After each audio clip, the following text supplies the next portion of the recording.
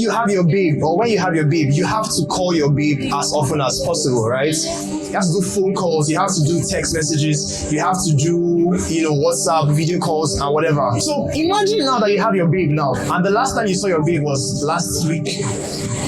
The last time you guys had a phone call was 5 days ago. The last time you people texted on WhatsApp or wherever was 3 days ago. And you know that your babe is around and your babe is not at work. How will you feel? That's ended.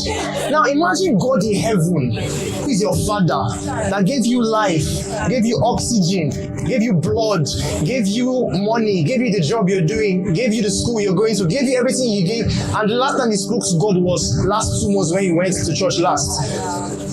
Imagine, let me let you guys know, God is coming soon, Jesus Christ is coming soon. And one of the things he has told us about his coming is we'll be seeing lots of wars, rumors of wars, blah, blah, blah. We are seeing a lot of things happening, right? Another thing that will be a sign to the Lord's coming will be that sons will now begin to rise even more.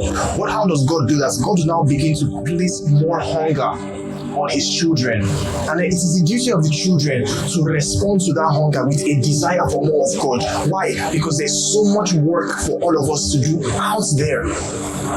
There's so many people who have never heard the gospel.